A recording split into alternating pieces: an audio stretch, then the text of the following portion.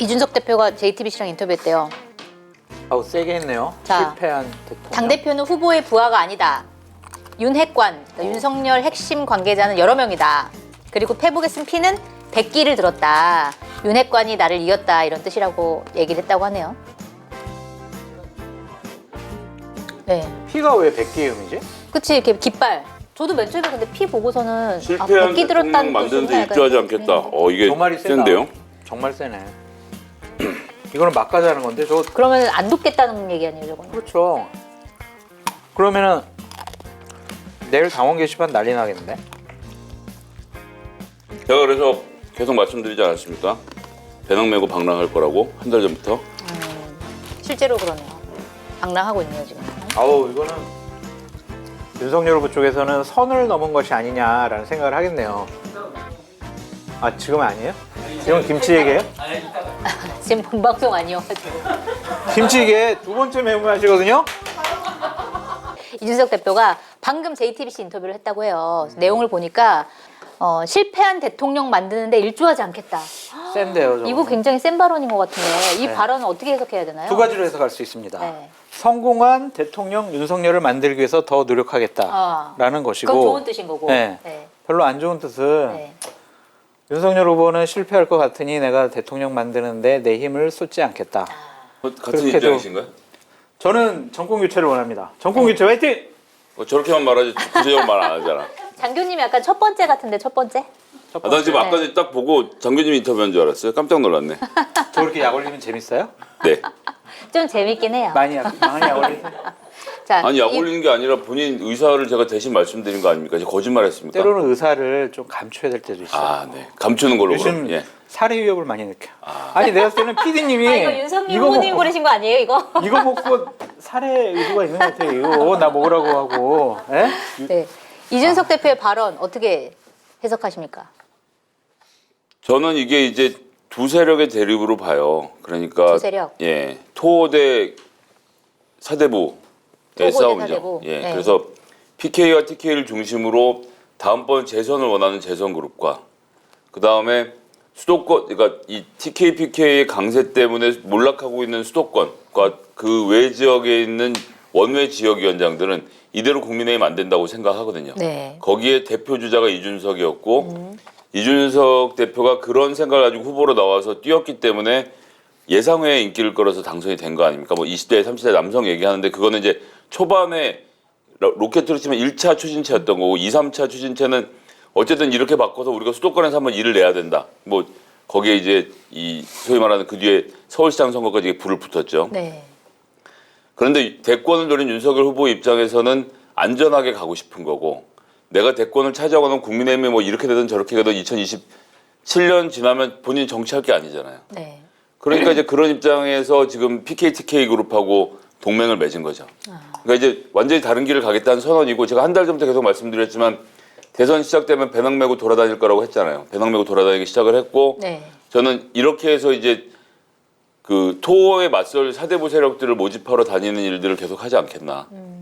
근데 그 배낭 메고 돌아다니는 건 좋은데 그 방식이 약간 갑자기 잠적을 한 거잖아요. 그러면은 왜 하필이면 그 시점에 3일 전이었는데 그 시점에 왜 잠적을 했을까요? 그날 월요일 날 저녁에 마포에서 5명의 초선 의원들과 함께 저녁을 먹다가 네. 김재원 의원 얘기는 아주 화기애애하게 저녁을 먹었다라는 거고 제가 파악하기로는 훈계성 비판을 많이 얘기를 들었다. 얘기를 들었다. 누가 누구한테요?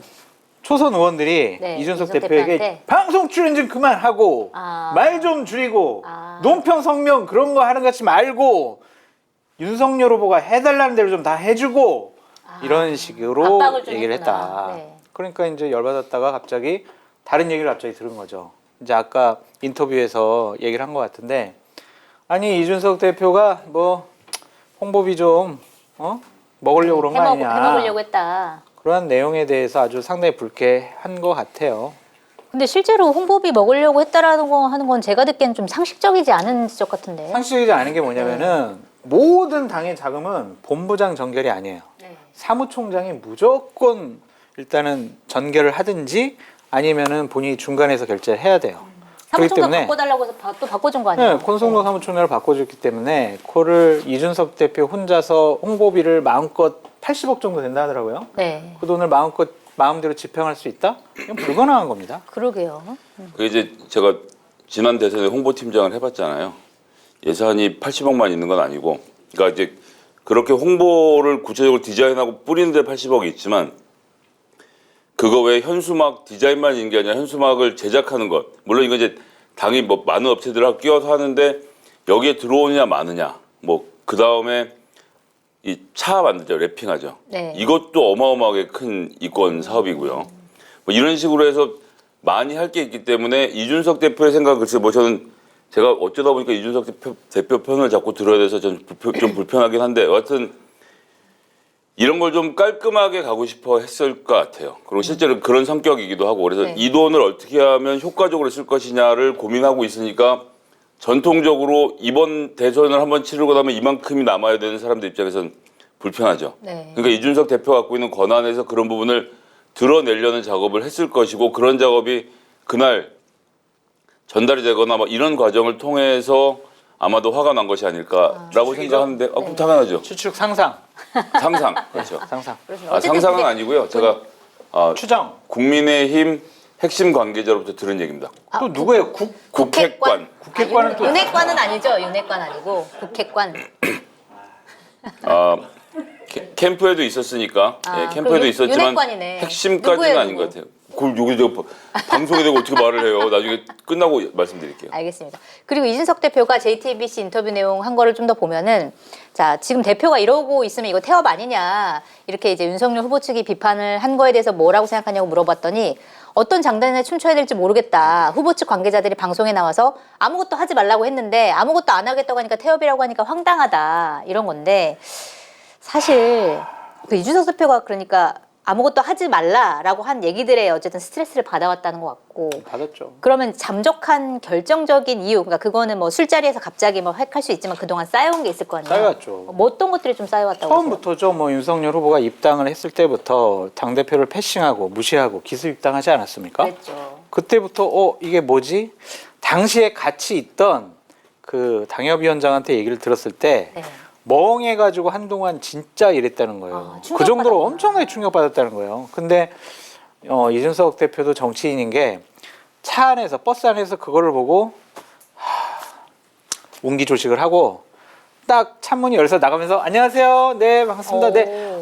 예. 뭐 저 뭐 다 알고 있었고 뭐 입당 잘하신 것 같습니다. 이제 이런 식으로 얘기를 했다고 하더라고요. 네. 아 속은 진짜 쓰렸겠네요. 아유, 진짜. 이건 말도 안 되죠. 그거는 당 대표로서는 어마어마하게 수치스러운 일이에요. 내가 없을 때 제1 대선 후보가 갑자기 기습적으로 네. 당원 이거는 가입했다. 나를 무시한 거죠. 그렇죠. 네. 그것도 다들 뭐 그것부터 사실은 이제 시작이 된 거고 경선 과정 중에 또 여러 가지 불협화음이 있었고 경선 끝나고 나서도 여러 가지 이제 인선 문제 특히 이제 결정적인 거는 김종인 위원장을 총괄선대위원장으로 모셔오고 싶었는데 윤석열 후보는 그렇게 좀 적극적이지 않잖아요.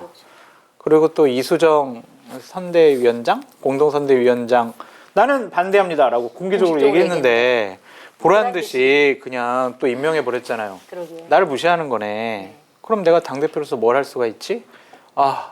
화난다. 그랬을 것 같아요. 그리고 근데 사실 보면 정치권에서 보면은 당 대표가 이 대선 때 이렇게 갑자기 잠적하는 경우는 사상 초유일이다라고 얘기를 하는데 그 이준석 대표가 한 행동이 어떻게 보세요? 좀 전략적인 행동이었다고 보세요? 아니면 좀 충동적이었다고 보세요? 저는 전략적이었다고 봅니다. 이전부터 준비했던 일이라고 생각하고 뭐 결행할 시점을 보고 할지 말지에 대한 고민을 했겠지만 이렇게 하겠다라는 그림은 있었다라고 생각해요. 네. 그러니까 처음부터 윤석열 후보 측에서 먼저 공격적으로 나왔던 것도 있죠. 그래서 이번 대선과 본인을 분리하려는 시도를 지금 하고 있는 중이라고 보고 그래서 계속 똑같이 말씀드리는데 그럼 무슨 의미가 있을까 그게? 근데 분리를 하면 어떻게 되는 거예요? 분리를 그러니까 할 수 있어요? 6월 지방선거를 중심으로 놓고 그다음에 이 지역위원회 등과 함께 뭔가를 해보려는 생각을 가지고 있는 것이 아닌가라고 보고 있습니다. 대선은 안 하고? 아니 근데 대선에 패배를 하면 당 대표도 그만둬야 돼요. 그러니까 대선 대선을 승리를 안 하고 하면 아니라 대선 지금 JTBC 인터뷰도 나오고 오늘 오후에도 기자들한테 얘기했지만 나에겐 아무것도 시키지 않고 아무 권한도 주지 않고 자기를 정부에서 따돌리고 있다는 얘기를 공개적으로 맞아요. 했잖아요. 네. 아무리 그래도 당대표한테 저렇게는 안 하거든요. 근데 사실 더 잘하시겠지만 당대표가 대선에서 크게 역할을 할 게 없어요. 예, 그러니까 그렇죠. 사실 자기 자리 물러나서 관리하는 그럼요. 역할이긴 하죠. 다독이기만 하고 뭐 이렇게 하지 실제로는 본부장들이 다 하고 일을 이 선거팀에서 하는 거지 당대표가 하는 게 아닌데 그래도 굳이 이렇게까지 나와서는 그래도 상의는 하죠 당대표랑. 그러니까 네, 제가 앞에 나가진 그겁니다. 않지만. 네. 그러니까 그런 정도가 자연스럽게 이루어졌으면 저렇게까지 하지는 않았을 텐데 저거는 이렇게까지 하겠다는 거냐라고 뛰쳐나온 거라서 쉽게 들어갈 상황은 아니라고 근데 보여지네요. 저는 좀 이해가 안 되는 게 네. 제가 또 당대표 부실장을 해보지 않았습니까? 거의 모든 결정은 당대표의 직인과 사인이 없으면은 할 수가 없어요. 할 수가 없어요. 형식적으로? 당에서는. 형식적으로라도. 당무 우선권은 그거는 당을 뭐 상의를 해서 하는 거지 형식적인 것은 당대표 이준석 도장을 대표 직인이 찍어야 있어야 된다니까. 아니 근데 지금 말은 당무선권이 넘어간 그러니까 다음에 그게 한 이해가 안 번만 된다. 보고를 받았다라는 그게 거 이해가 아니에요? 안 된다는 거예요, 내가. 설마 그렇게 되면은 사무총장이 알아서 모든 거를 정결해가지고 처리했다는 얘기인데 구조상 그게 안 돼요. 왜냐하면 거기 국민의힘의 사무처 그 친구들은 체계적으로 일을 다 배워가지고 절대로 그렇게 문제 생길 일을 안 하거든요. 왜냐하면 다 사인 날에도 다 만들어놓고 결제란도 만들어놓는데 저는 솔직히 저 말이 이해가 안 가요. 그러면 혹시 그런 거 아닐까요? 형식적으로 자 결정했으니까 넌 사인만 해. 이런 것들이 쌓여온 거 아닐까요? 그럴 수는 있겠죠. 이게 다 그냥 다 결정 다 그냥 처음부터 대표님 이거 어떻게 할까요? 그럼 상의하는 게 야 아니라. 이거 이렇게 해서 저렇게 하고 이렇게 해 이게 아니라 이거 다 총장께서 다 그냥 하기로 하셨습니다. 이거 결정 사인해 주십시오. 아니 보고를 받은 적이 없다니까 제가 보기엔 사인을 했을 일도 없는 거예요 지금 상황은. 그러니까 난 그게 이해가 안 간다는 거예요.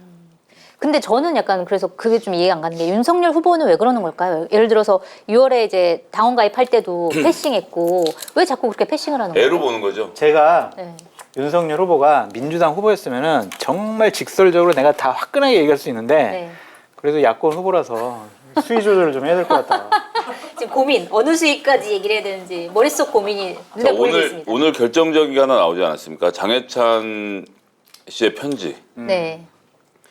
그러니까 이게 모든 걸 말해주는 거예요. 사무총장한테 좀 찾아봐 이렇게 얘기를 했잖아요. 그 이준석 어딘지 좀 찾아봐. 근데 그것도 잘 안 돼. 그거 안 된 다음에 더 급을 낮췄어요. 장해찬 씨는 본인을 자원봉사자라고 얘기합니다. 네. 최측근이긴 하지만. 자원봉사자한테. 근데 그 장해찬 씨는 어쨌거나 지금 상황에서 윤석열 후보의 사실상 스피커 역할을 하고 있다라고 봐야 되는데 그런 사람이 저렇게 공개적으로 편지를 썼다라고 하는 것은 이건 뭐 후보님 모르게 제가 충정을 했습니다. 이렇게 얘기를 할 수 있는 부분이 아니에요. 네. 즉 장해찬에게 얘기한 거죠.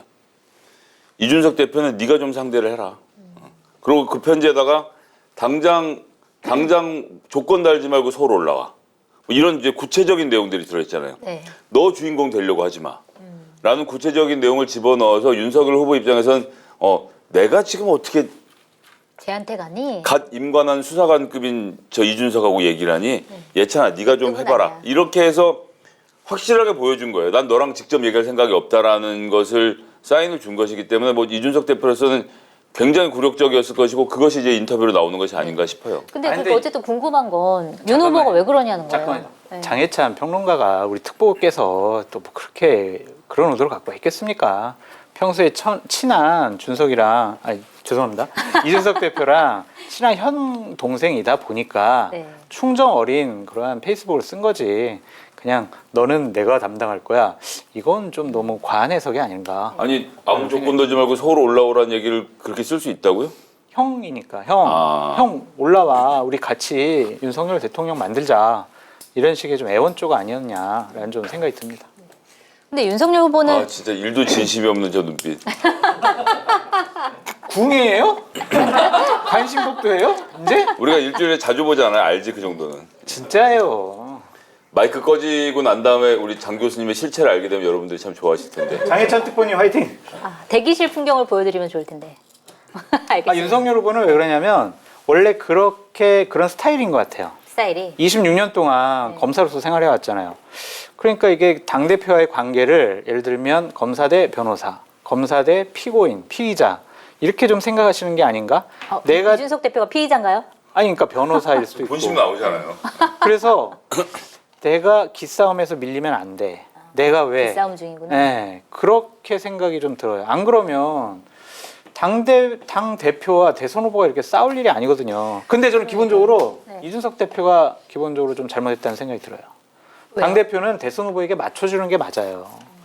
그게 여태까지의 관례였고 그거를 당원에다가 명시해 놓은 거잖아요. 당무 우선권이라고.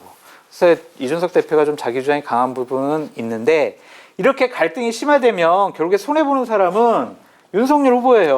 그러니까요. 그러니까 통 크게 포용하셔라. 네. 내일이라도 찾아가라. 이준석 잡으러 가서 이제 데리고 와야 되는데 외압을 막고 이 끝에 영장을 치면 내가 이긴다라는 심정으로 승부를 거는 거죠. 또 이렇게 얘기하시면 내가 곤란하잖아요. 좀 적당히 해야 내가 또 내가 동의를 구했어요? 내 그럼 상상을 내가 얘기한 거지? 방어를 하고 옹호를 해야 되잖아. 네. 내가 얘기했잖아요. 하긴 싫잖아. 내가 안 얘기했잖아. 해야지, 나는 정권 교체를 원하지만 윤석열 후보에 대해서 방어하고 옹호하는 게 아직도 좀 적응이 덜 됐어요. 네. 그러니까 나 이렇게 힘들게 하지 얘기해주세요. 말아요. 네? 아니 알겠습니다. 내가 좀 장관님 적응 힘든 기간이 것까지 필요해. 생각해가면서 방송을 할 수가 없어요. 나도 이 방송 되게 중요하거든. 그렇구나. 재밌네요. 네, 그리고 이준석 대표가 JTBC 인터뷰에서도 이렇게 얘기를 했다고 해요. 자, 만약 대한민국에서 대통령 후보 혹은 대통령이 당을 수직적으로 관리하던 게 관례였다면 그걸 깨는 것부터가 후보의 신선함의 시작이라고 본다. 저는 수직적으로 하지 말자. 약간 아까 이런 그 거. 얘기랑 네. 이 얘기를 합치면 자칫 잘못하면 당대표 소환제가 실질적으로 행사돼서 당대표를 탄핵하려는 움직임이 더 강하게 일어날 것 같아요. 저 당대표 그래요? 두고 선거를 못 치를 수도 있다라고 네. 생각을 할 것 같아요. 많은 당원들이. 지금도 당원 게시판 봐보세요. 이준석 물러나라, 사퇴해라 이렇게 하는데 저거는 결정적인 빌미를 제공한 것이 아닌가라는 생각이 듭니다. 아니 근데 지금 국민의힘에서 이준석 대표가 만약에 사퇴하거나 물러나거나 탄핵당하면 전 대선 진다고 봐요. 그렇죠. 대선 져요. 그- 해볼 수가 없어요. 그래서 지금 윤석열 후보가 어쨌든 리더십 부재다, 리더십의 시험대에 올랐다 이런 평가들이 사실은 언론에서도 이준석 대표보다는 이준석 대표도 뭐 잘한 건 없지만 그럼에도 불구하고 윤석열 후보의 리더십에 대해서 더 문제 제기를 하는 분위기잖아요 지금. 그러면 여기서 코너 내가 책사라면 내가 윤석열이라면 이준석 어떻게 데려온다? 그럼 무조건 찾아가는 거예요. 그러니까 오늘 김영희 PD가 왜 국민의힘 안 가고 왜 민주당 갔어요? 그랬더니 송영길 대표가 휴일 밤에 1시간 동안 나 모르게 기다려서 내가 그 절실함에 반했다 이랬거든요. 절실함을 보여주는 겁니다. 찾아가서 대표님 우리 같이 힘합쳐서 정권 교체합시다. 내 대표님 믿고 가겠다. 이런 식의 모습을 보여주면 통 큰 정치하시라. 그냥 기싸움 해봤자 뭐 할 거예요. 윤석열 후보의 가장 큰 목적은 대통령 되는 거잖아요. 대통령 되기 위한 가장 좋은 빠른 최적의 지름길을 내비게이션에다 딱 입력을 해야 될 거 아닙니까? 그 내비게이션이 가르쳐주는 대로 가면 되잖아요. 네. 근데 지금은 내비게이션 필요 없어. 던져버린 것 같아요. 그러니까 그냥 권력 다 나눠주고 하고 싶은 대로 해라. 이준석 대표가 뭐 윤석열 후보를 대통령 안 되게 하겠냐고요. 근데 아까 그렇게 또 얘기했으니까 참 이거 뭐라고 할 말이 없네. 어떻게 해야지? 어떻게 해야 돼요? 이럴 때는. 뭐라고 커버치고 해야 돼? 이거? 도저히 뭐 안 돼. 아, 실드 어떡하나, 불가지, 계속 실드 꼬이네. 불가. 실드 불가? 네, 실드 불가. 근데 내가 하나 재밌는 얘기 해줄게. 준석이가 진짜 열받았어. 이준석 대표가. 네. 그래서 윤석열 후보가 대통령 되면 안 된다고 생각해. 네. 그러면은 그 선관위에다가 국민의힘 대통령 후보 추천장을 내야 돼요. 대표가 내야 돼요? 당대표 직인이 필요해. 아. 그 직인을 안 찍어주면 국민의힘 아. 후보가 안 돼. 그 옥새 들고 날랐나 혹시 지금? 예전에 옥새 사건 있었잖아요. 옥새는 총국에 있었어요. 금고에. 그러니까 나는 그럴 수도 있지 않을까? 그냥 막장 드라마인데. 자, 그렇게는 오케이. 아니죠. 내가 만약에 윤석열이라면 이준석 이렇게 데려온다. 힘으로 눌러야죠. 에이 왜 그래요? 그런 분이었어요? 네. 어떻게? 지금 힘으로 눌러도 안 되고 있는 거 아니에요? 아, 그러니까 저렇게 돌아다니게 둬야죠. 뭐. 넌 네가 결결하고 나는 내 혼자 힘으로 지지율을 버티기만 하면 되는데 지금 이재명 후보가 여러 가지 사과도 하고 막 노력을 하고 있는데 지지율이 자 보십시오. 지금 전국 지표조사 기준으로 해서요. 지난 4주 동안 지지율이 좁혀졌다? 잘못 보는 겁니다. 예. 이재명 후보는 계속 32, 33 사이에서 횡보를 거듭하고 있고 다만 한번 확 벌어지고 나서 민주 진영이 갑자기 긴장해서 35로 한번 튄 적은 있지만 네. 계속 32, 33 사이거든요. 그 아래로만 안 떨어지면 돼요. 윤석열 후보의 입장에서는. 네. 근데 지금 지지율 약간 꺾인 떨어지고 국면을 버티기만 하면 되기 때문에 여기서 전 승부를 낼 수 있다고 생각해요. 그래서 이준석 길을 꺾으면 네. 완벽하게 윤석열 후보의 드라이브로 돌아오는데 굳이 네. 여기서 찾아가서 빠지는 모양새를 취한다? 윤석열 후보라는 사람을 왜 대통령으로 국민들이 원하고 있냐? 저 사람만이 쇠몽둥이를 들고 가서 청와대를 다 때려부실 거라는 굳은 믿음, 그 기계, 무서운데요? 소신, 강단. 그겁니다. 그것 때문에 하는데 갑자기 무릎을 꿇는 모습 보인다. 이게 본인 캐릭터가 안 맞아요. 안 맞는다. 이건 내가 이준석도 죽이는 기세로 그대로 청와대 가서 저거 다 정문부터 때려부시겠다라는 것을 유권자들에게 어필할 거라고 봐요. 아, 근데 네. 묘하게 설득되네. 한잔합시다. 그거 맞는 말 같아. 네? 의원님 아니, 제가 근데- 진심으로 드릴 말씀이니까 꼭 이렇게 해주십시오. 근데 나무위 올빼미님께서 슈퍼챗 캐나다 달러로 $50 보내주셨습니다. 오. 와, 진짜 매주 보내주시는 것 너무 같아요. 감사합니다. 너무 감사드립니다. 정말로. 자, 질문 보내주셨어요. 윤의 정치력이 어떤지 모르겠지만 입당한 지 1년도 안 된 분이 당을 장악한 거 보면 조직 장악력은 갑인 것 같아요. 장교님, 대선 이후 결과와 상관없이 국힘은 윤을 중심으로 돌아갈까요? 짧게 말씀드릴게요. 만약에 윤석열 후보가 대통령이 안 됐어요. 그러면은 윤석열 후보는 그러니까 이준석 대표도 그만둬요. 대선에서 진 당대표는 그만둬야 됩니다. 그 윤석열 후보를 따르는 국회의원들은 윤석열 후보를 당대표로 만들어서 네. 다음번 공천도 자기네들이 장악을 하고 차기에 윤석열을 계속 키워나가겠다라고 네. 생각을 할 거예요. 지방선거 공천권을 다 지방선거든 어, 그 다음번 총선이든 총선이든. 자기네들이 장악을 해야 되니까 얼굴마담으로 윤석열을 이용해 먹을 것이다. 당대표 만들어서 그렇게 생각을 하고 네. 대통령이 되면은 결국에는 당은 대통령 중심으로 갈 수밖에 없어요. 집권 초에는. 그러면은 저는 그 분석에 동의하지 않는데 대통령의 윤석열 후보가 되더라도 이준석 대표는 그만둬야 된다는 얘기를 의원들이 지금 공공공연하게 해요. 대통령이 돼도 네. 그래서 네. 윤석열 대통령이 신임하는 사람이 대통령이 대표가 돼야 된다. 된다. 대표가 된다. 그런 근데- 얘기를 하더라도 난 동의하지 않아요. 아니 근데 끌어낼 수 없잖아요. 없는데 성공까지 했는데. 네. 예를 들면은 최고위원들이 다 사퇴해 버리면은 지도 체제가 와해돼 가지고 당 대표가 안 그만둘 수가 없거든요. 무서운 분들이시네. 네. 그러니까 그래서 어쨌든 되든 안 되든 윤석열 후보 체제로 꾸리려고 상당히 노력을 할 거다. 근데 그 성공 여부는 잘 모르겠어요. 네.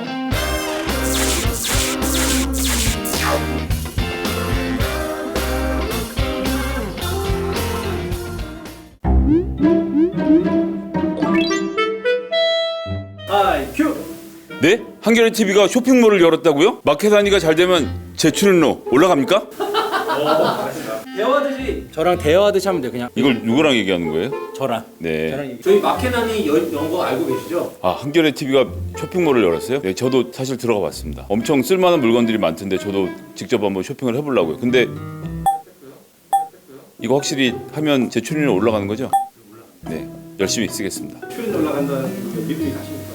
아, 뭐 전 한겨레를 믿습니다. 한겨레 정기 구독자이기 때문에 한겨레가 저한테 거짓말 안 할 거라고 생각합니다. 저만 올려주셔도 됩니다.